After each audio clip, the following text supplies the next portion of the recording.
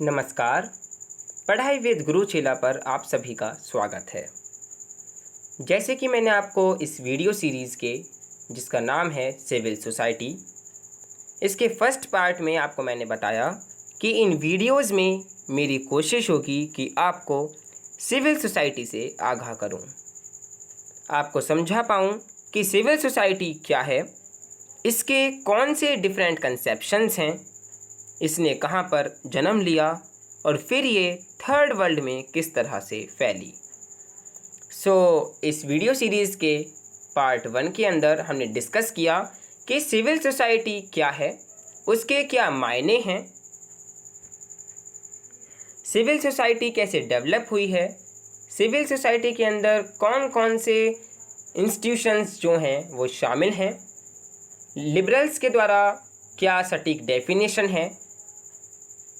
Then उसी part के अंदर मैंने आपको पॉलिटिकल इकोनॉमी को भी समझाने का प्रयास किया है, क्योंकि बहुत सारे जो स्टूडेंट्स हैं वो कंफ्यूज रहते हैं कि पॉलिटिकल इकोनॉमी होती क्या है। अगर आपने फर्स्ट पार्ट को देखा है तो उस पार्ट की एंडिंग मैंने आपको पॉलिटिकल इकोनॉमी की जो टर्म है उसको अच्छे से एक्सप्लेन किया था। इस वीडियो के अंदर भी उसी टर्म को थोड़ा और कंटिन्यू रखते हुए इस वीडियो के जो क्रक्स है that is Hegel's conception of civil society पर हम आएंगे और जानने का प्रयास करेंगे कि हीगल्स का जो कंसेप्शन है सिविल सोसाइटी को लेकर वो क्या है, उनका क्या व्यू पॉइंट है, वो किस तरह से सिविल सोसाइटी को देखते हैं, उनके अनुसार सिविल सोसाइटी क्या है, क्या डेफिनेशन है सिविल सोसाइटी की हीगल्स के द्वारा। इन सभी टॉपिक को इस वीडियो के अंदर हम समझने और जानने का प्रयास करेंगे। आप बने रहिए इस वीडियो के साथ।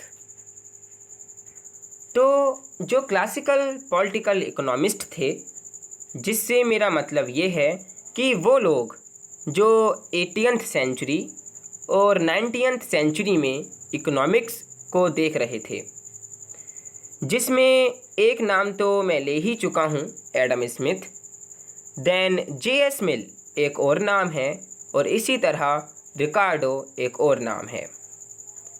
तो वो जब उस ज़माने की इकोनॉमी को स्टडी कर रहे थे तो उन्होंने सिविल सोसाइटी का जो वर्ड है, जो लफ्ज़ है, वो भी इस्तेमाल किया, मगर उनका मतलब यानी कि क्लासिकल पॉलिटिकल इकोनॉमिस्ट का मतलब सिविल सोसाइटी से ये था कि वो जो मार्केट बेस्ड इकोनॉमी उनको बनती हुई, जन्म लेती हुई नज़र आ रही थी, वो जो कैपिटलिस्ट इकोनॉमी उनको डेवलप होती हुई नज़र आ रही थी, उसी को वो सिविल सोसाइटी कहते थे।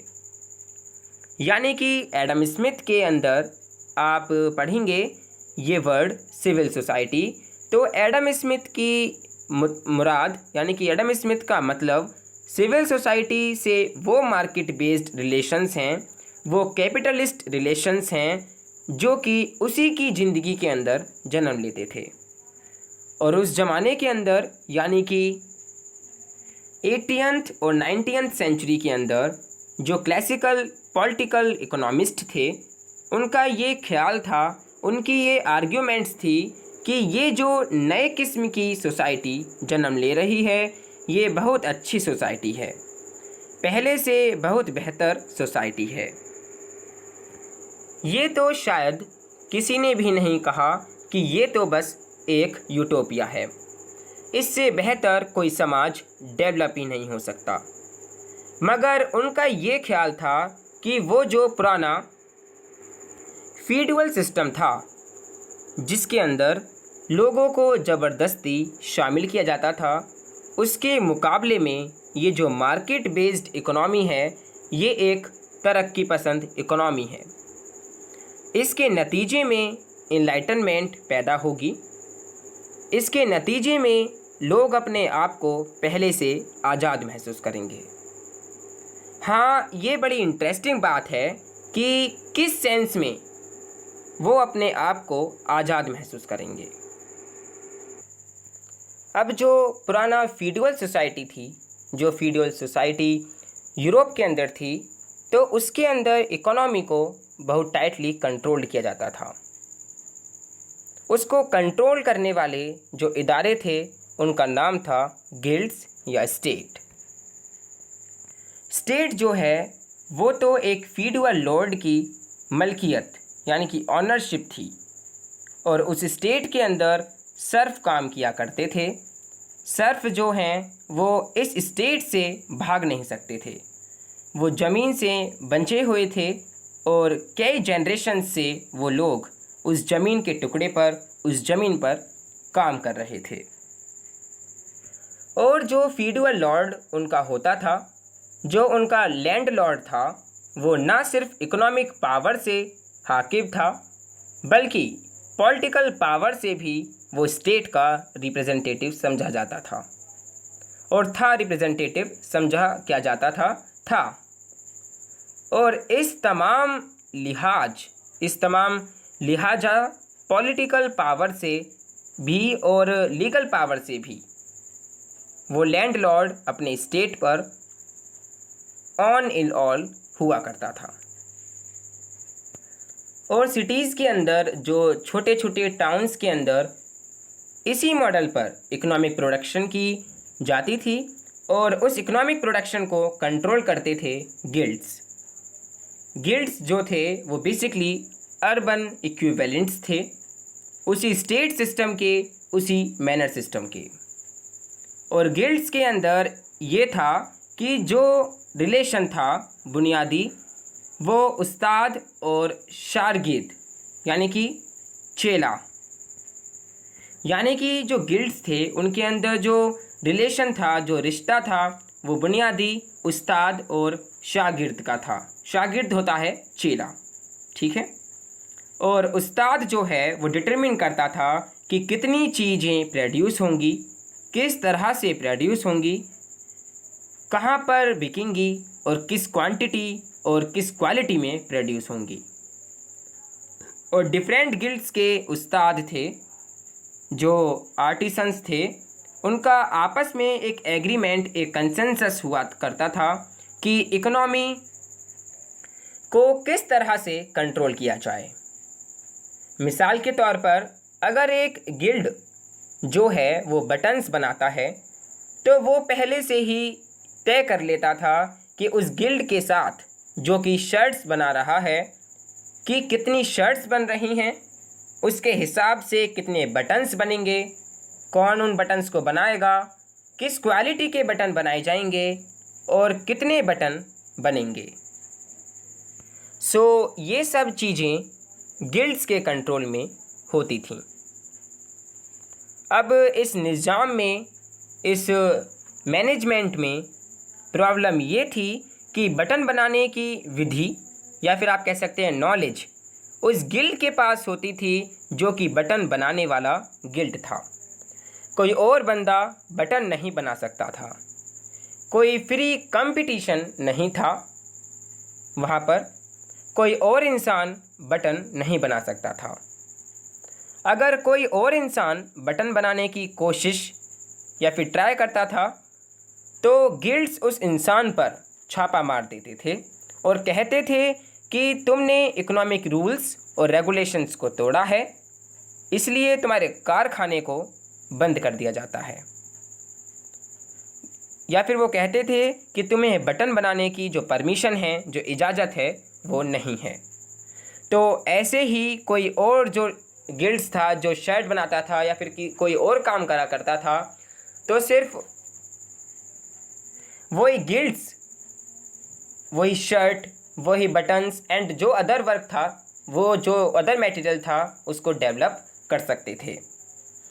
इस तरह बहुत टाइटली कंट्रोल था इकोनॉमिक प्रोडक्शन पर, इकोनॉमी पर बहुत टाइटली कंट्रोल हुआ करता था, जिसके अंदर कि ये पहले से ही तय हुआ करता था कि कौन प्रोड्यूस करेगा, कितना प्रोड्यूस करेगा, और उस नॉलेज को भी उस गिल्ड के पास लिमिटेड रखा जाता था। अब देखिए, इसी प्रकार मैं आपको एक और एग्जांपल देने की कोशिश करता हूँ। जैसे कि बड़े बड़े घराने हैं जिसमें लोग जो हैं वो गीत गाते हैं, राग बनाते हैं, राग सुनाते हैं, ठीक है, सिखाते भी हैं।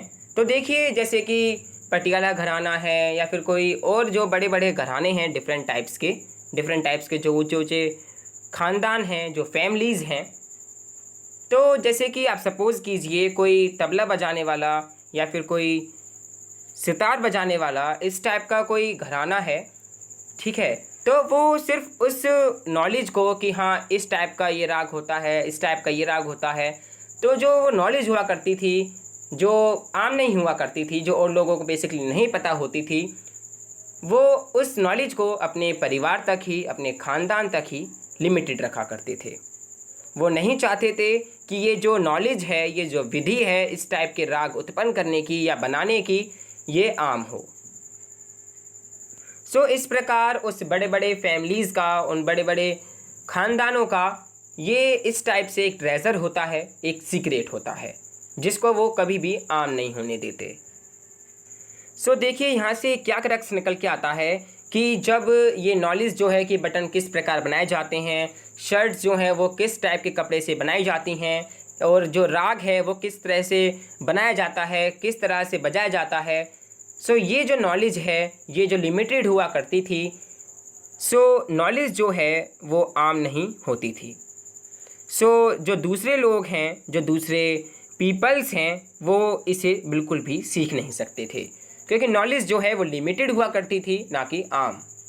सो इस वजह से जो और लोग होते थे वो बटन्स नहीं बना पाते थे, वो शर्ट नहीं डेवलप कर सकते थे, बना सकते थे, वो जो इस टाइप के जो राग हैं, ख़ानदानी राग जो हैं, इसको नहीं बजा सकते थे। सो एक तरीके से बहुत ज़्यादा लिमिटेड थी, बहुत ज़्यादा जो नॉलेज है उसको लिमिटेड रखा जाता था। देन इसी तरह का एक और मैनेजमेंट जो है, एक और जो प्रबंध है, जो इस तरह की जो व्यवस्था है वो और देखने को मिलती है। सेम इसी तरह जो मैंने गिल्ड्स वाला सिस्टम बताया, इस किस्म का प्रबंध एक और जगह मौजूद था। हाँ, लेकिन सेम गिल्ड्स वाला जो प्रबंध था, जो मैनेजमेंट था, वो तो नहीं था हूबहू, लेकिन था वैसा ही, ठीक है। सो देखिए जो बड़े सागीर के अंदर जो इकोनॉमिक मैनेजमेंट में कंट्रोल था, वो हमारी जात को लेकर था, हमारी कौम को लेकर था, हमारे बिरादरी को लेकर था।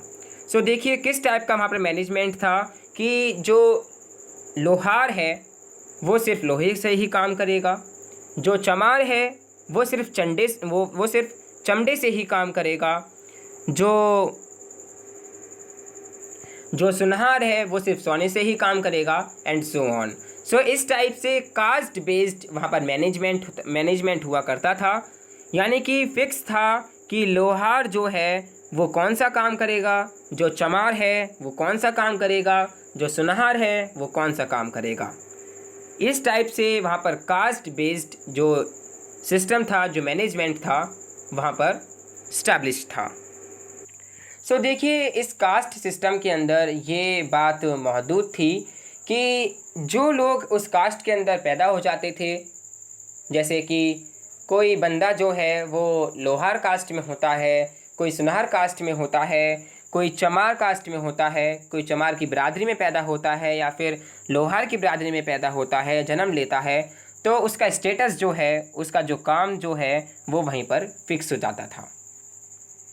एंड साथ ही जो ये नॉलेज हुआ करती थी ये भी लिमिटेड हुआ करती थी उसी समाज के अंदर, उसी कास्ट के अंदर। सो इस कास्ट सिस्टम के अंदर आपका जो स्टेटस था, जो आप आगे चलकर जो काम करेंगे वो फिक्स्ड हुआ करता था। आपको ये नहीं कि आप डॉक्टर बनना चाहते हैं, आप इंजीनियर बनना चाहते हैं, आप पायलट बनना चाहते हैं, सो आप ये वहाँ पर नहीं बन सकते थे, क्योंकि वहाँ पर जो स्टेटस है, जो वहाँ का काम है, जो वहाँ कास्ट बेस्ड जो काम है, वो ही आने वाली जो पीढ़ी थी, जो फ्यूचर था, वो उनको करना होता था। अगर इस कास्ट सिस्टम के अंदर जो भी लोग पैदा होते थे वो कहते थे कि नहीं नहीं, मुझे तो कुम्हार नहीं बनना, मुझे तो सुनहर नहीं बनना, मुझे तो चमार नहीं बनना, मुझे ये काम नहीं करना, लेकिन आप अपनी मन मर्जी से कोई भी जो प्रोफेशन है वो नहीं सिलेक्ट कर सकते थे, बिकॉज़ वहाँ का जो सोसाइटी है, वहाँ का जो समाज है, उन्होंने आपके जो काम है, जो आपका स्टेटस है, वो बिल्कुल फिक्स कर दिया था। और इसी प्रकार एक विलेज कम्युनिटी के अंदर भी जो पॉइंट्स बनते थे, जो भी कोई डेवलपमेंट हुआ करते थे, जो भी चीज़ वहाँ पर पैदा की जाती थी, जे कि कितने बैल पैदा होंगे, कितने पॉइंट्स बनाए जाएंगे, कितने ट्यूबवेल बनाए जाएंगे, किस टाइप की खेती होगी, ये सब भी वहाँ पर फिक्स था। यानी कि इस विलेज कम्युनिटी के अंदर ये बात ऑलरेडी डिटरमिन हुआ करती थी कि कौन पर्सन जो हैं, कौन जो इंडिविजुअल्स हैं, कौन सा वो ग्रुप जो है कि जो पॉइंट्स बनाएगा, एंड कौन सा ग्रुप जो है वो खेती बाड़ी करेगा, कौन सा ग्रुप जो है वो कोई और काम करेगा। तो ये सभी काम जो हैं उस विलेज कम्युनिटी के अंदर ऑलरेडी डिटरमिन हुआ करते थे। सो उस विलेज कम्युनिटी के अंदर by religion and by tradition दोनों के द्वारा वहाँ पर ये फिक्स था कि कौन किस टाइप का काम करेगा, क्या चीज़ किस क्वालिटी में, किस क्वांटिटी में डेवलप की जाएगी। तो इस टाइप से जो पॉलिटिकल इकोनॉमी जो थी उसको इस टाइप से कंट्रोल किया जाता था। सो इसी के अंदर जो इकोनॉमिस्ट आए, स्पेशली एडम स्मिथ, उन्होंने कहा कि इस टाइप का जो मैनेजमेंट है, इस किस्म का जो निज़ाम है, वो कभी भी डेवलप नहीं कर सकता अपने आप को, वो कभी भी अपने आप को एक तरक्की नहीं दिला सकता है। या फिर कहते थे कि इस टाइप का जो निज़ाम है, इस टाइप का जो मैनेजमेंट है, जैसे कि guilds management, state management, community based management, so इस टाइप का जो मैनेजमेंट है वो कभी भी तरक्की नहीं कर सकता। सो एडम स्मिथ ने अपनी book the wealth of Nations के अंदर ये कहा कि इस टाइप के मैनेजमेंट के अंदर जो गिल्ड्स मैनेजमेंट है, जो स्टेट मैनेजमेंट है, इसके अंदर जो गिल्ड्स है उनको भी ख़त्म कर दिया जाए और जो स्टेट है उसको भी ख़त्म कर दिया जाए और एक फ्री मार्केट इकोनॉमी स्टैब्लिश की जाए। फ्री मार्केट इकोनॉमी के अंदर जो पीपल्स हैं, जो इंडिविजुअल्स हैं, जो ग्रुप हैं, वो अपनी मन मर्जी से कोई भी प्रोफेशन कर सकते हैं, कोई भी काम वो कर सकते हैं। और जो फ्री मार्केट इकोनॉमी है, इस इकोनॉमी के इस्टेब्लिश होने से जो तरक्की है वो भी होगी। एडम स्मिथ का कहना था कि इस फ्री मार्केट इकोनॉमी के अंदर जो लोग हैं वो ये चूज़ कर सकते हैं कि वो किस टाइप का काम करना पसंद करेंगे, कितने घंटे वो काम करना पसंद करेंगे, किस टाइप का वो जो मटेरियल है वो डेवलप करना पसंद करेंगे। और जो वर्कर है वो अपने एम्प्लॉय से ये खुद तय करेगा कि वो किस तरह से काम करे एंड किस टाइप से वो उस चीज़ को अच्छी तरह डेवलप कर सके। एक्चुअली मीनिंग ये है कि जो नॉलेज जो गिल्ड्स तक सीमित हुआ करती थी वो अब नॉलेज लिमिटेड नहीं होगी। फ्री मार्केट इकोनॉमी के अंदर जो ये नॉलेज है वो आम होगी। हर कोई बंदा जो है वो शर्ट बनाना जानता होगा, हर एक बंदा जो है वो बटन्स डेवलप करना जानता होगा एंड सो ऑन। सो इस टाइप से एक फ्री मार्केट इकोनॉमी के अंदर एक फ्री कंपटीशन भी डेवलप होगा।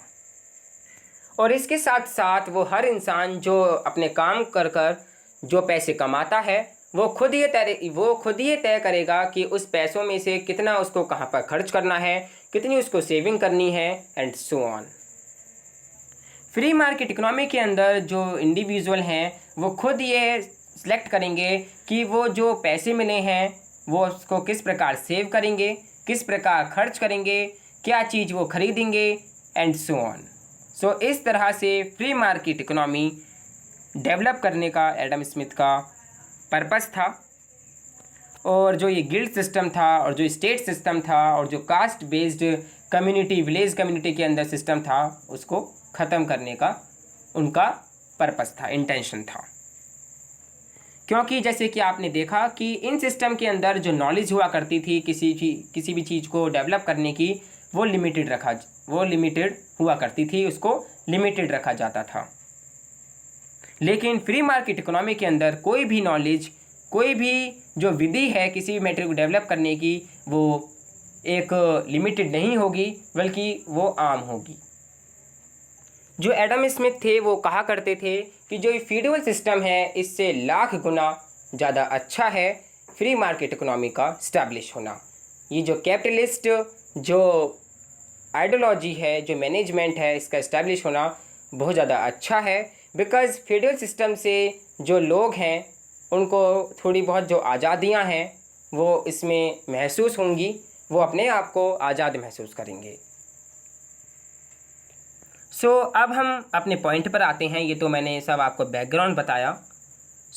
अब हीगल जिसकी बात हम करना चाह रहे हैं, अब तक तो मैंने आपको जो भी बताया, जो भी आपको समझाया, वो सब बैकग्राउंड था। अब हीगल ने एडम स्मिथ को भी पढ़ा था, J.S. मिल को भी पढ़ा था। क्लासिकल पॉलिटिकल इकॉनमी के व्यू पॉइंट से वो वाकिफ़ था, यानी कि परिचित था। क्लासिकल पॉलिटिकल इकोनॉमी के लोग जब सिविल सोसाइटी की बात कर रहे थे तो उनका ज़्यादा फोकस और उनकी ज़्यादा कंसंट्रेशन जो है वो इसी चीज़ पर थी कि मार्केट के रिज़ल्ट में जो नए इंडिविजुअल्स रिलेशन डेवलप हो रहे हैं वो क्या हैं। तो जब वो सिविल सोसाइटी यानी कि नागरिक समाज की बात करते थे तो अक्सर वो मार्केट इकॉनमी की ही बात करते थे, मगर हेगल ने ये बात की कि सिविल सोसाइटी से मतलब हमें मार्केट इकॉनमी नहीं लेनी चाहिए। उन्होंने कहा कि सिविल सोसाइटी से मुराद या सिविल सोसाइटीज़ का मतलब यही नहीं है कि सिर्फ मार्केट इकॉनमी ही हम लें, बल्कि मार्केट इकॉनमी के बेसिस पर जो डिफरेंट टाइप्स के इंडिविजुअल्स रिलेशन डेवलप हो रहे हैं उन इंडिविजुअल रिलेशन को हेगल सिविल सोसाइटी कहता था। सिविल सोसाइटी हेगल के लिए थी कि civil society is a set of social practices constituted by the logic of capitalism. Civil society reflect the principles of the market, yet is distinct from the market. It is the domain between family and the state. यानी मुझे उम्मीद है कि आप ये बात समझ गए होंगे कि जब हम एक दूसरे से मार्केटिंग करते हैं या तिजारत करते हैं तो हम एक दूसरे से यूनिक टाइप का मार्केटिंग टाइप का रिलेशन डेवलप और इस्टेब्लिश करते हैं। उसके रिज़ल्ट में आपके और मेरे बीच जो रिलेशंस हैं वो भी एक नए रंग में रंगे जाएंगे। इस टाइप से सिविल सोसाइटी का जो व्यू पॉइंट है, हेगल का जो व्यू पॉइंट है वो इस प्रकार था। हम एक दूसरे को फॉर एग्ज़ाम्पल ट्रीट कर रहे हैं कि जब हम मार्केटिंग करते हैं कि आपके पास एक मटेरियल है एंड मेरे पास भी एक मटेरियल है, हम दोनों एक दूसरे से एक्सचेंज करते हैं, तो यहाँ पर जो हमारे रिलेशंस डेवलप हो रहे हैं, मार्केटिंग रिलेशंस जो डेवलप हो रहे हैं वो एक यूनिक टाइप का रिलेशन है, एक डिफरेंट टाइप का रिलेशन है। यानी कि ये एक ऐसा रिलेशन है कि जो आप मटेरियल लेकर आए हैं आप उस मटेरियल के मालिक हैं एंड जो मैं लेकर आया हूँ मटेरियल मैं उसका मालिक हूँ। यानी कि उस मटेरियल को ऑन करने वाला मैं हूँ और दूसरे मटेरियल को ऑन करने वाले आप हैं। और अगर मुझे आपके मटेरियल की आवश्यकता है, मुझे नीड है, तो बेसिकली मुझे उस मटेरियल के बराबर जो रकम है, जो उसकी वैल्यू है, उसके बराबर आपको कुछ चीज़ उसके बदले में देनी होगी ताकि वो चीज़ जो आपके पास है वो मुझे मिल सके। इस एग्ज़ाम्पल को समझाने का पर्पस मेरा सिर्फ ये है, मेरा इंटेंशन ये है कि जो मेरी नीड है उस मटेरियल की, उस मटेरियल को लेने से मेरी नीड जो है, जो मेरी ज़रूरतें हैं वो पूरी होंगी और जो दूसरा मटेरियल है उसे लेने से आपकी जो नीड्स हैं, जो ज़रूरतें हैं वो पूरी होंगी। यहाँ पर जो हम अपने एक्सचेंज रेट पर जो रिलेशंस क्रिएट कर रहे हैं वो एक शेलफिश के तौर पर रिलेशन जो हैं वो क्रिएट कर रहे हैं, जो रिश्ते हैं वो बना रहे हैं। यानी कि मेरी जो नीड्स हैं, जो मेरी कुछ ऐसी ज़रूरत है जो मुझे अपनी नीड को पूरी करना है, वो मैं आपके साथ जो रिलेशंस हैं वो इस्टेब्लिश कर रहा हूँ। सो ये जो रिलेशन है, ये जो मार्केटिंग टाइप का रिलेशन है, जो एक्सचेंज रेट पर जो रिलेशन है, ये एक तरीके का बड़ा ही अलग रिलेशन है, एक बड़ा ही यूनिक सा रिलेशन है। और इसी रिलेशन के बेसिस पर पूरे समाज को कहा जा रहा है, समझा जा रहा है कि जब मार्केट इकोनॉमी डोमिनेट कर रही है, जो मार्केटिंग रिलेशंस जो हैं ये और सभी रिलेशंस पर हावी हो रहे हैं, तो इन्हीं रिलेशंस को जो हेगल है वो एनालाइज करना चाह रहा है। वो जानना चाह रहा है कि किस टाइप के रिलेशंस जो हैं, मार्केटिंग रिलेशंस या मार्केटिंग बेस्ड रिलेशंस डेवलप हो रहे हैं। यानी कैपिटलिज्म के बेसिस के लॉजिक पर जो हेगल है, जो रिलेशंस, जो रिश्ते डेवलप हो रहे हैं, एस्टेब्लिश हो रहे हैं, उन रिलेशंस को हेगल जो है वो समझना चाहता था, एनालाइज करना चाहता था। लेकिन वो एक लॉजिक पर बेस्ड था जो कि कैपिटलिज्म के बेसिस पर था। यानी कि कैपिटलिज्म के लॉजिक से वो इन रिलेशंस को समझना चाहता था, एक्सप्लेन करना चाहता था, एनालिसिस करना चाहता था उन रिलेशंस की। सो अब हेगल ने एनालिसिस ये किया कि अगर सोसाइटी के अंदर हम देखें कि जो डिफरेंट टाइप के जो रिलेशंस जो हैं, जो एस्टेब्लिश हैं, जो कायम हैं, 3 डिफरेंट टाइप के जो रिलेशंस हैं वो देखने में नज़र आते हैं। फर्स्ट है फैमिली का रिलेशन, सेकंड है सिविल सोसाइटी का रिलेशन, एंड थर्ड है स्टेट का रिलेशन। सो अगर हम फर्स्ट लेवल जो कि फैमिली है उसको समझने का प्रयास करें तो हेगल कहता है कि family is the domain of selflessness, या फिर family is the domain of love and family is the domain of concern. यानी कि ये एक ऐसी डोमेन है, यानी कि फैमिली एक ऐसा डोमेन है, एक ऐसा दायरा है कि जिसके अंदर हम सेल्फिश नहीं हो सकते। हेगल ने कहा कि फैमिली लेवल जो है, जो रिलेशन है, वो इस तरह का एक रिलेशन है कि उसके अंदर हमें जो सेल्फिश है उसको छोड़कर हमें प्यार मोहब्बत पर ज़्यादा उम्मीद होती है, हमें प्यार मोहब्बत होती है।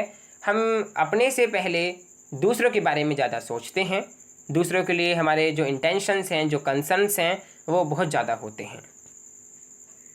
यानी कि हमें अपने आप के लिए सोचने से पहले जो हमारे फैमिली मेम्बर्स हैं उनके बारे में सबसे पहले सोचना पड़ता है, उनके लिए जो कंसर्न्स हैं, जो हमारे इंटेंशंस हैं, उनके बारे में सोचना होता है। सो अब आप सोचेंगे कि ये तो बड़ी ही स्ट्रेंज सी बात है, बड़ी ही यूनिक सी बात है। स्पेशली जिन लोगों ने फेमिनिस्ट लिटरेचर पढ़ा है वो ये बात ज़रूर सोचेंगे कि फैमिली एक डोमेन है, एक स्टेज है जहाँ से जो पैट्रियार्की है वो जन्म लेता है सोसाइटी के अंदर। यानी कि फैमिली के अंदर ही जो पैट्रियार्की है वो जन्म लेती है, वो डेवलप होती है, वो इस्टेब्लिश होती है। लेकिन आज के टाइम में हम ये नहीं देखते फैमिली में कि जो फैमिली है वो एक शेलफिश है, वो अपने बारे में नहीं सोचती हैं। जो पीपल्स होते हैं या फिर उनमें बहुत ज़्यादा लव है, बहुत ज़्यादा प्यार मोहब्बत से रहते हैं, या दूसरों के लिए सबसे पहले कंसर्न है, अपने तरह दूसरों के लिए बहुत ज़्यादा कंसर्न है, बहुत ज़्यादा इंटेंशंस हैं, अपने बारे में बिल्कुल भी शेलफिश नहीं हैं। लेकिन आज ऐसा टाइम है कि जहाँ पर ये बहुत ही कम है। इवन आज के टाइम में जो फैमिली है उसके बहुत ज़्यादा क्रिटिक हो चुके हैं कि जो फैमिली है वो एक सेल्फलेसनेस है। लेकिन हाँ, इसी के दौरान एक दूसरा पर्सपेक्टिव भी है। हो सकता है कि कुछ लोग कहें कि फैमिली में प्यार मोहब्बत की जगह लड़ाई झगड़े हैं, जो फैमिलीज़ हैं वो आपस में लड़ती झगड़ती रहती हैं। ठीक है, तो ये भी आपका पर्सपेक्टिव हो सकता है। आप कह सकते हैं कि सेल्फलेसनेस तो है ही नहीं, बल्कि फैमिलीज़ के अंदर ना लव है, ना कोई कंसर्न है, बल्कि आपस में एक लड़ाई झगड़ा का रिलेशन है। आप कह सकते हैं कि जो बच्चे होते हैं वो जो छोटे छोटे टॉयज़ होते हैं या कुछ और मटेरियल जो होता है खेलने का, उसके ऊपर भी लड़ाई झगड़े कर लेते हैं। कभी जो बच्चे हैं वो सेल्फिश हो जाते हैं, कभी वो एक दूसरे पर इतना लव जो है, जो प्यार मोहब्बत जो है, इतना लुटा देते हैं। एंड कभी कभी तो बहुत ज़्यादा तकरार हो जाती हैं। इस टाइप के कुछ पर्सपेक्टिव्स जो हैं वो हो सकते हैं फैमिली को लेकर। और आप कह सकते हैं कि जहाँ लड़ाई झगड़े हैं तो फैमिली जो है वो एक तरीके का सेल्फलेसनेस का डोमेन कैसे हो सकता है, लव या कंसर्न का डोमेन कैसे हो सकता है। देखिए, हीगल के लिए ये ज़रूरी नहीं था कि समाज में क्या हो रहा है। वो अपने लॉजिक के बेसिस पर इन चीज़ों का डेवलप किया करता था, इन चीज़ों को वो एनालिसिस किया करता था। हेगल जो है वो अपने डोमिनेटिंग आइडिया से किसी चीज़ को एनालिसिस करने का प्रयास करता था। वो ये मतलब नहीं रखता था कि सोसाइटी में क्या हो रहा है। जो हेगल था उसको पता था कि बहुत सारी फैमिलीज़ ऐसी हैं जहाँ पर लड़ाई झगड़े होते हैं, जहाँ पर सेल्फिश चलती है, लेकिन वो उस ऑर्गेनाइज जो आइडिया है, प्रिंसिपल क्या है, ऑर्गेनाइजिंग आइडिया क्या है, ऑर्गेनाइजिंग आइडल क्या है, इस चीज़ को जो हेगल है वो देख रहा था। उसे पता था कि बहुत सारी फैमिलीज़ ऐसी हैं जहाँ पर रिश्ते नहीं टिक पाते हैं, जल्दी टूट जाते हैं।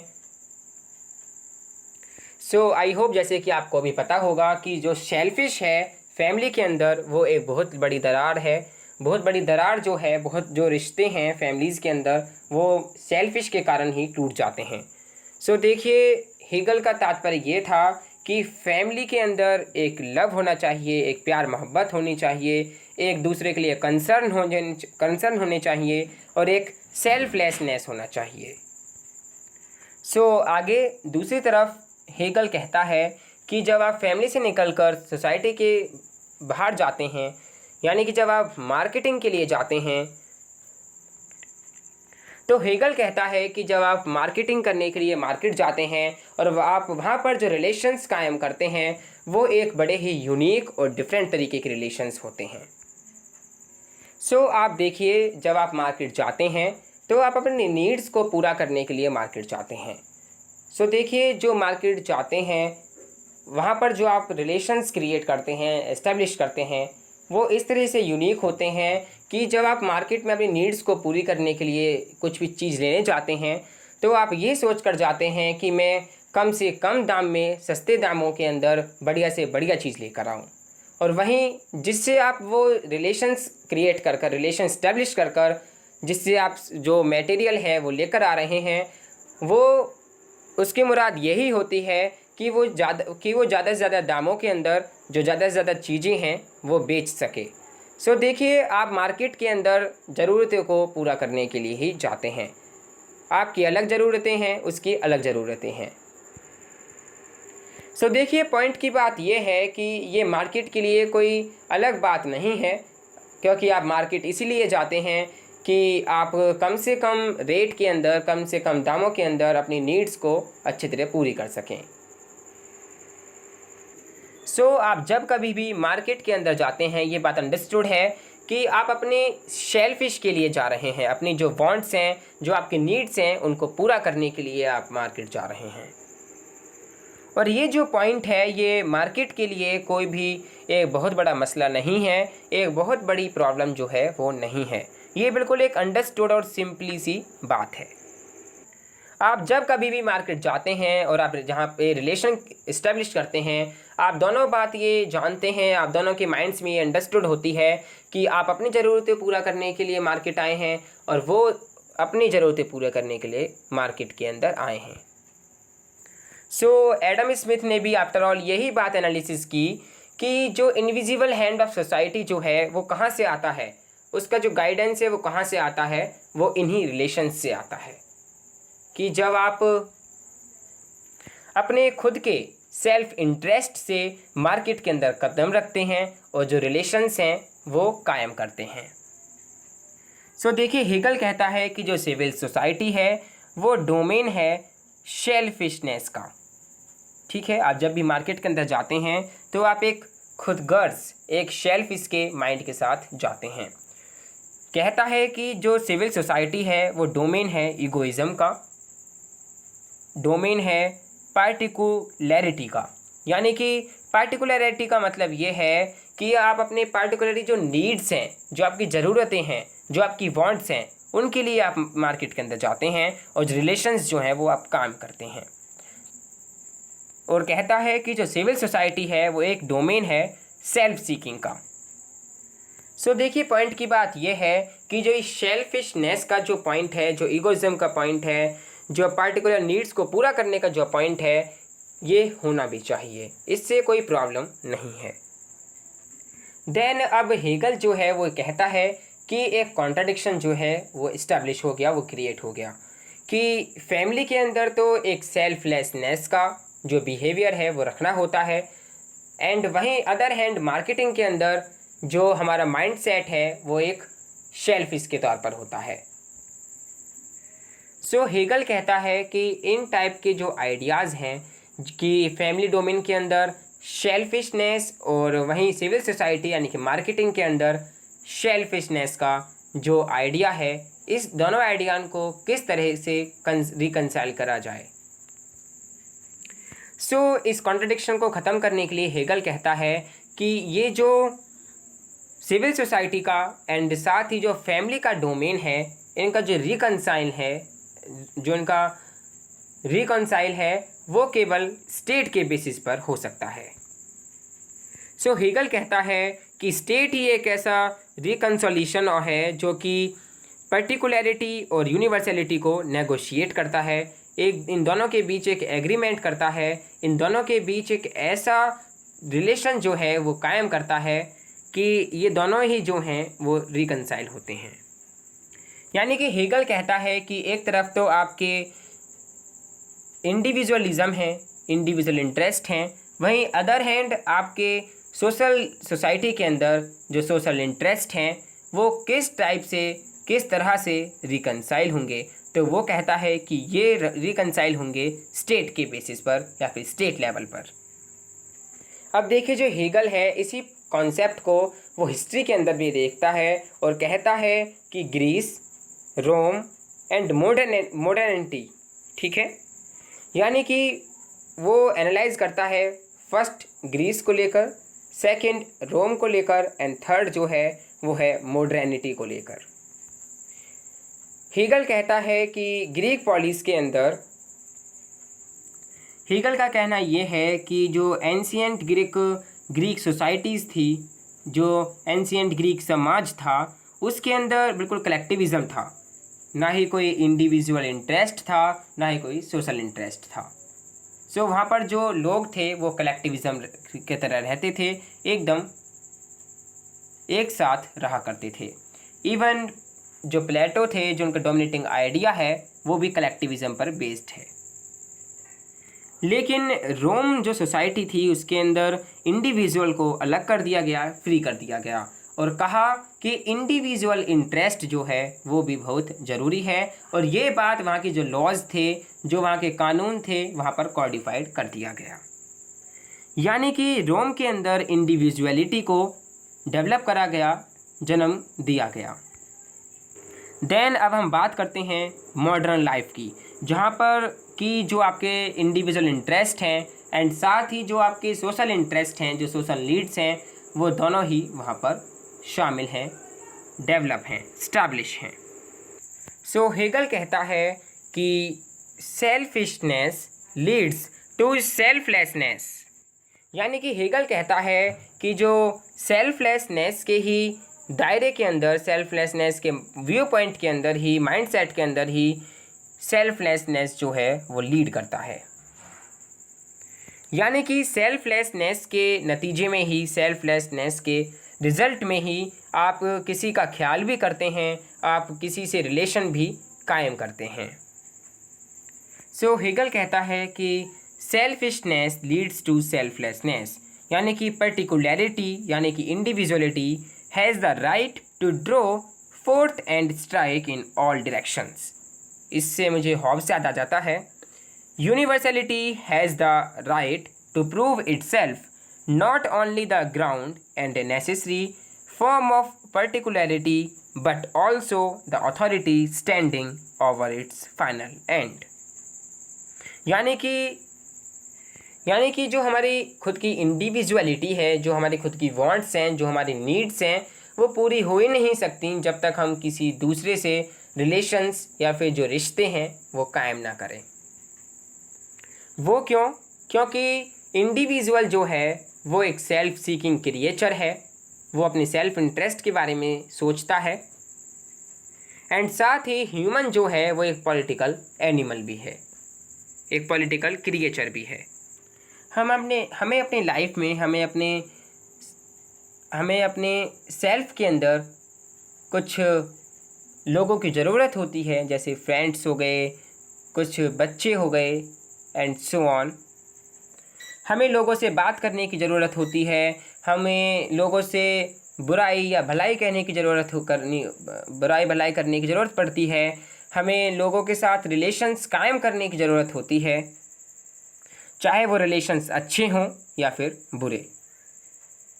अब जैसे कोविड क्राइसिस के टाइम आपको ज़रूरत है अपने फ्रेंड्स की, अपने रिलेटिव्स की, कि आप उनसे बात कर सकें, आप उनसे थोड़े बहुत जो रिलेशंस हैं वो कायम कर सकें। बिकॉज़ अगर आप कोविड क्राइसिस के टाइम में किसी से बात नहीं करेंगे, आप चुपचाप और शांत रहेंगे, कमरे में बंद रहेंगे, तो आप डिप्रेशन में भी जा सकते हैं। सो हमें कुछ ऐसे लोगों की ज़रूरत होती है, कुछ ऐसे पीपल्स की ज़रूरत होती है जिनसे हम अपने जो हमारे खुद की जो फीलिंग्स हैं, जो हमारे माइंड के अंदर कुछ ऐसी थिंग्स हैं जिनको हम शेयर करना चाहते हैं, वो हम शेयर कर पाएँ। हमें ज़रूरत है सोशल रहने की, जैसे कि हम सोशल जो साइट्स हैं, जो सोशल मीडियाज़ हैं, जैसे कि WhatsApp, Facebook, Instagram, Skype and so on. दुनिया भर की ऐसी ऐप भी हैं जिनसे आप बिल्कुल ऐसा रिलेशन कायम कर लेते हैं कि आप दिन में कम से कम 10 से 12 बार आप ज़रूर इन ऐप्स को, इन सोशल मीडियाज़ को विज़िट करते हैं। आप चाहते हैं कि आप अपने जो फ्रेंड्स हैं, जो आपके फॉलोअर्स हैं, जो आपके फॉलोइंग हैं, उनसे आप बातचीत करें। और इवन देखिए मार्केट के अंदर भी आप रिलेशंस जो हैं वो कायम करते हैं, क्योंकि आप जब तक रिलेशंस कायम नहीं करेंगे तब तक आपकी जो नीड्स हैं, जो आपकी वांट्स हैं, वो आपकी पूरी नहीं होंगी। जैसे कि मैं भी कोई जैसे शर्ट वगैरह पहनता हूँ या फिर कुछ और पहनता हूँ, तो उस शर्ट को बनाने वाले से मेरा ताल्लुक़ जो है, जो एक रिलेशन है, जो एक रिश्ता है, वो कायम हो जाता है। क्योंकि मैं जो ये शर्ट है या फिर जो कुछ और है उसको मैं खुद नहीं डेवलप कर सकता, खुद नहीं बना सकता, उसके लिए मुझे मार्केट में जाना होगा और मुझे शर्ट जो है वो ख़रीद कर लेके आनी होगी। सो इस टाइप से जिसने जो शर्ट बनाई है और जो मैंने पहनी है, हम दोनों के दरमियान भी इस टाइप के रिलेशंस जो हैं, इस टाइप के जो संबंध हैं, इस टाइप के जो ताल्लुकात हैं, वो भी इस्टेब्लिश हो जाते हैं। सो देखिए जो आप मार्केट गए हैं उस शर्ट को लेने, ठीक है, तो देखिए जिसने, जैसे कि मैंने आपको पहले बताया कि जिसने जो वो शर्ट है जो उसने बनाई है और जिसने पहनी है, उसके बीच में जो रिलेशंस कायम हुए हैं, तो देखिए आप बेसिकली मार्केट गए, आप अपने सेल्फ इंटरेस्ट से गए, अपनी वांट्स को, अपनी नीड्स को पूरा करने के लिए। तो वहाँ पर आपने कुछ जो पैसे हैं, जो रकम है, या फिर जैसे कि जैसे आप कोई टीचर हैं, तो आप उस दूसरे बंदे के लिए जो शर्ट बेच रहा है, आप उसको नॉलेज दे सकते हैं। आप कह सकते हैं कि मैं आपके बच्चे को एजुकेशन दे सकता हूँ, या फिर आप कुछ ऐसी चीज़ दे सकते हैं जो उसकी ज़रूरत हो। सो इस टाइप से आप अपने सेल्फिश या फिर सेल्फ इंटरेस्ट से दूसरों के लिए एक अच्छा काम कर जाते हैं। सो इसी को हेगल कहते हैं कि सेल्फिशनेस लीड्स टू सेल्फलेसनेस। सो देखिए हेगल जो है वो ये कहता है कि सोसाइटी के अंदर जो इंडिविजुअल है, जो पीपल हैं, वो ना ही पूरी तरह सेल्फिश हैं और ना ही पूरी तरह सेल्फलेसनेस हैं, बल्कि इंसान की फितरत के अंदर सेल्फिश भी है और सेल्फलेसनेस भी है। तो ये दोनों ही बहुत ज़्यादा ज़रूरी हैं एक इंसान के अंदर। ये दोनों ही हर एक इंसान की पर्सनैलिटी को दर्शाते हैं। ये जो हैं ये इंसान की पर्सनैलिटी को दर्शाते भी हैं एंड उनकी जो फितरत है उनके अंदर भी ये शामिल हैं और ये उनकी ज़रूरियात भी हैं।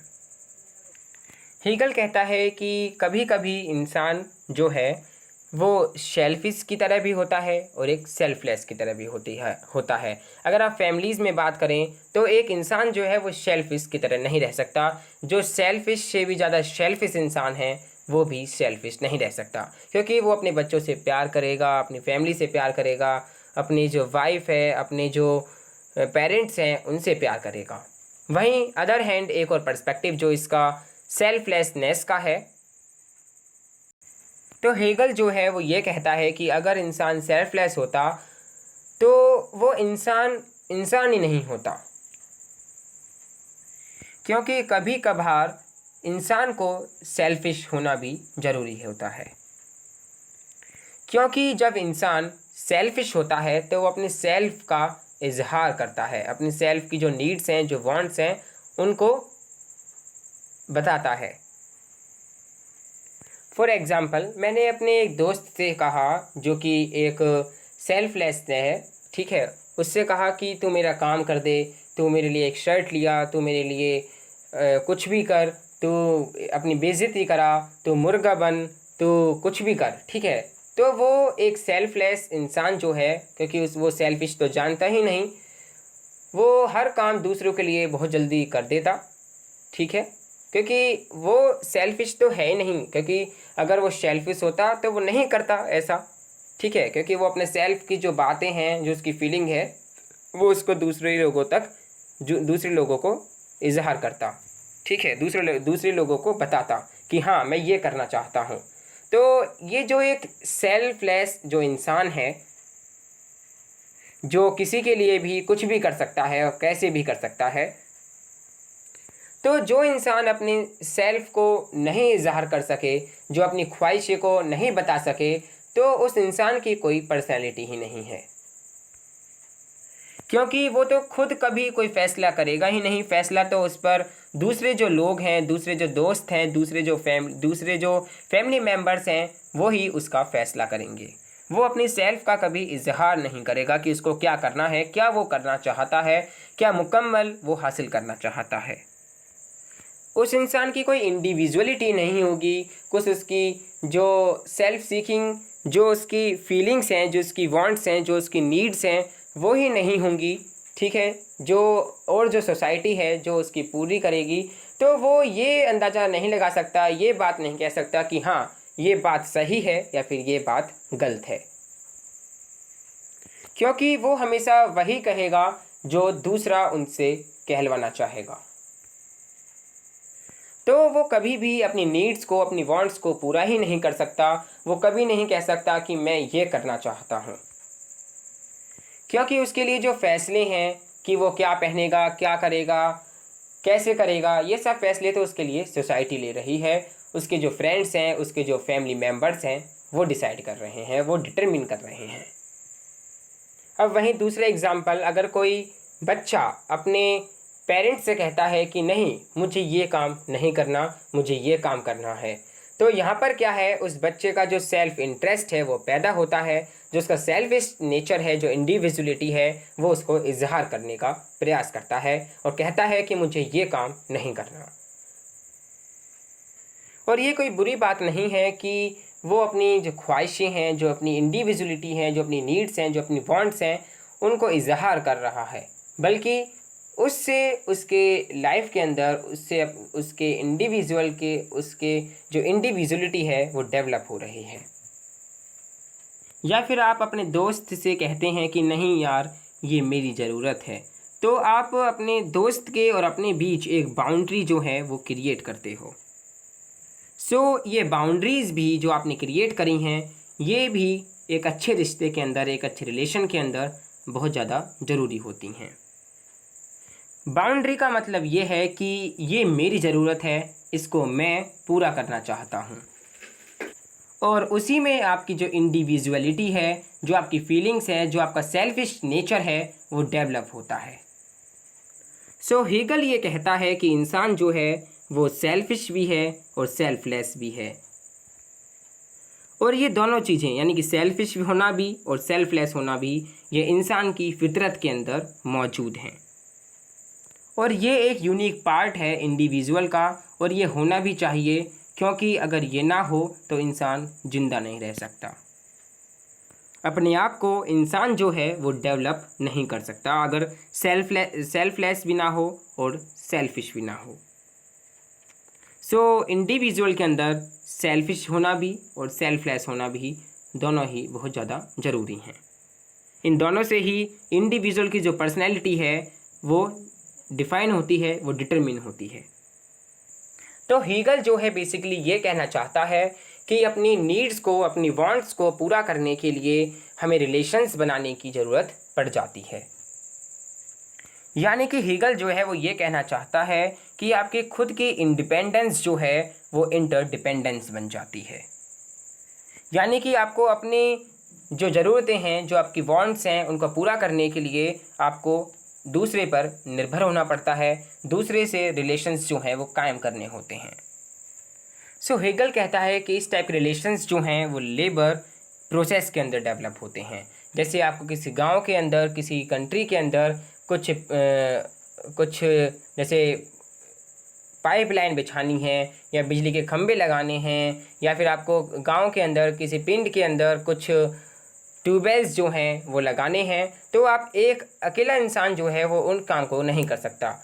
आप एक कलेक्टिव होकर, इकट्ठे होकर उस काम को करेंगे कि जैसे कोई जो है गड्ढा खोद रहा है, कोई पाइप लेकर आ रहा है, आप उस पाइप को किस तरह से लगा रहे हैं, इस तरह से जो आपकी लेबर जो प्रोसेस है वो रिलेशन कायम करने में बहुत ज़्यादा हेल्पफुल होती है।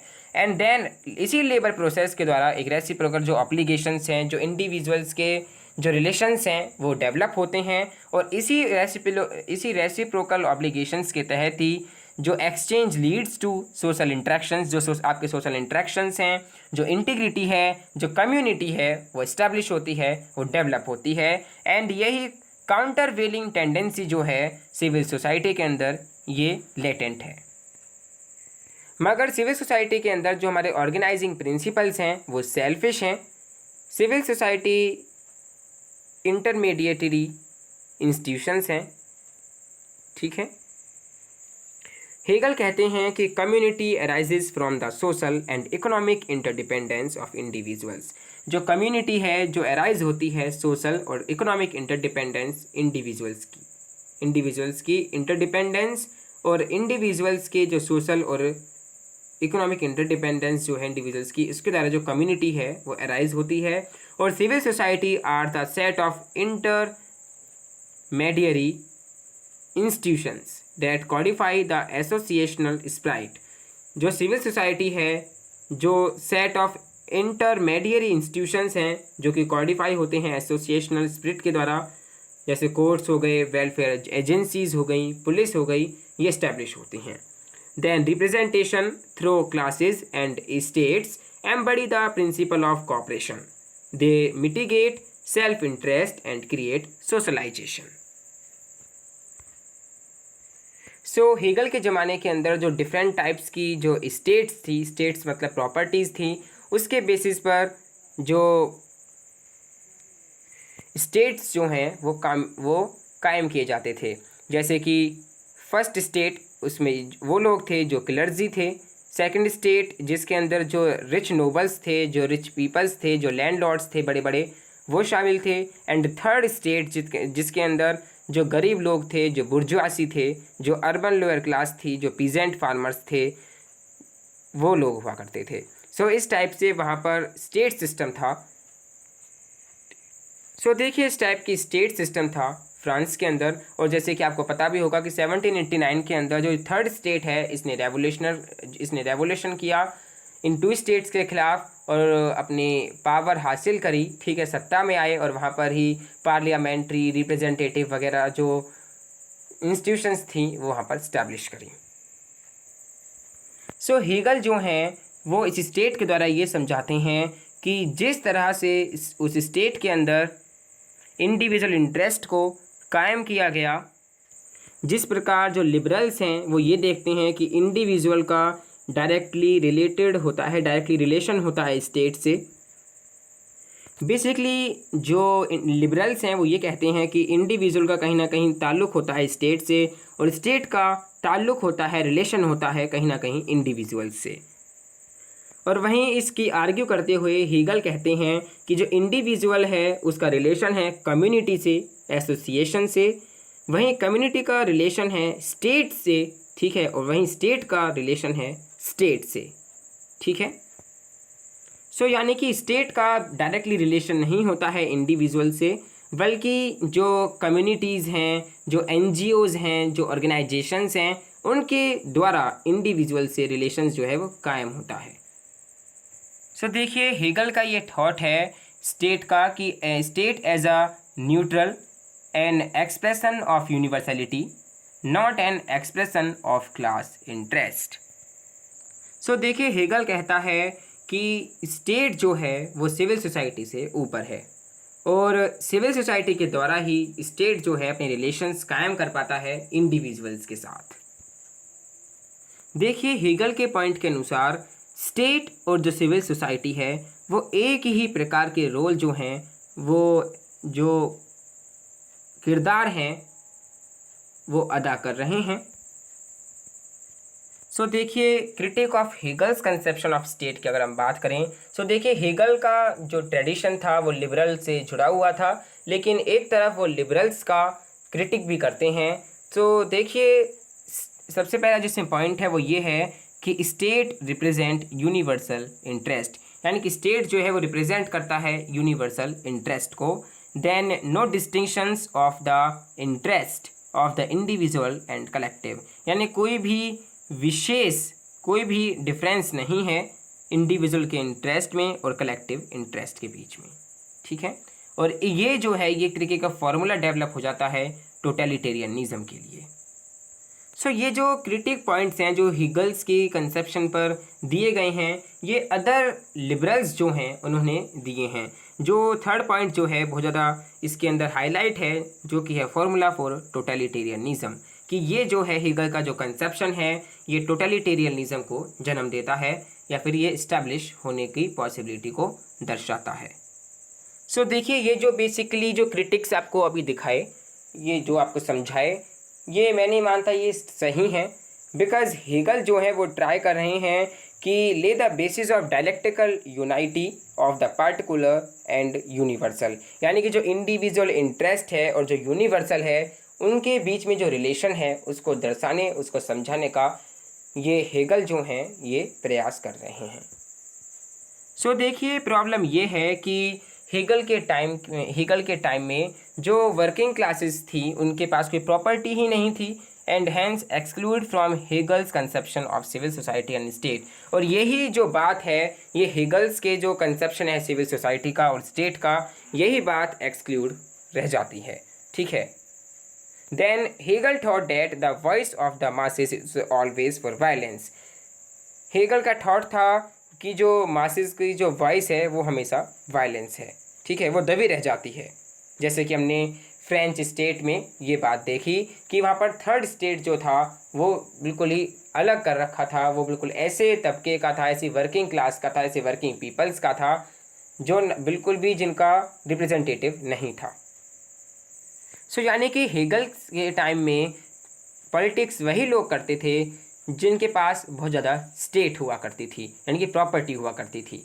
जिन लोगों के पास बिल्कुल भी प्रॉपर्टी नहीं हुआ करती थी वो तो बिल्कुल भी रिप्रेजेंटेटिव हुआ ही नहीं करते थे, उनकी तो बिल्कुल ही कोई आवाज़ ही नहीं थी। उनके साथ ऐसा वायलेंस क्रिएट हो गया था, उनके साथ ऐसा अत्याचार हो रहा था। So hence the working class is outside the pale of Hegel's theory thought within the ambit of this concern. तो हेगल्स के इस कंसर्न में, इस कॉन्सेप्ट में, जो वर्किंग क्लास थी, जो बुर्जुआसी क्लास थी मार्क्स के अनुसार, वो तो इसके अंदर कहीं भी फिट नहीं हो रही थी इस सोसाइटी के अंदर।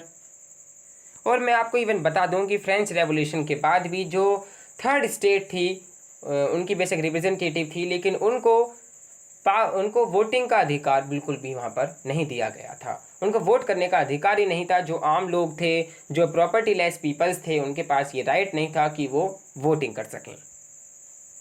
सो हेगल्स के कंसेप्शन में जो सिविल सोसाइटी के अंदर जो वर्किंग क्लास थी, जो वर्किंग पीपल था, जो वर्किंग इंडिविजुअल था, जो वर्किंग ग्रुप था, वो तो बिल्कुल बाहर था, क्योंकि उसके पास कोई स्टेट नहीं थी, उसके पास कोई प्रॉपर्टी नहीं थी।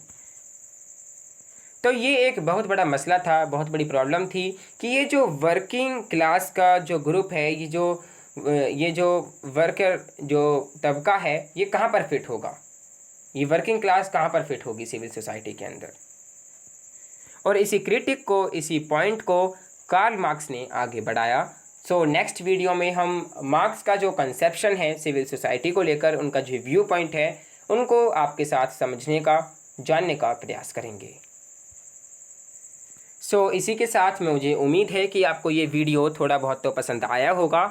आपको पता लगा होगा कि हेगल का क्या कंसेप्ट है, क्या कंसेप्शन है सिविल सोसाइटी को लेकर, वो सिविल सोसाइटी को क्या समझता है, उसके अनुसार क्या डेफिनेशन है, वो सेल्फिश एंड सेल्फलेस, जो ये इंडिविजुअल के जो बॉडी के अंदर निहित हैं, किस टाइप के हैं एंड किस तरह इनको रिकंसाइल किया जा सकता है, वर्किंग क्लास कहाँ पर फिट होती है एंड सो ऑन। सो आने वाली वीडियो के अंदर हम मार्क्स का कॉन्सेप्ट, जो मार्क्स का जो कंसेप्शन है सिविल सोसाइटी को लेकर, जो उनका व्यू पॉइंट है, उनको हम डिस्कस करेंगे, समझने का प्रयास करेंगे। So thank you for watching this video. Stay home, stay safe, stay endorse.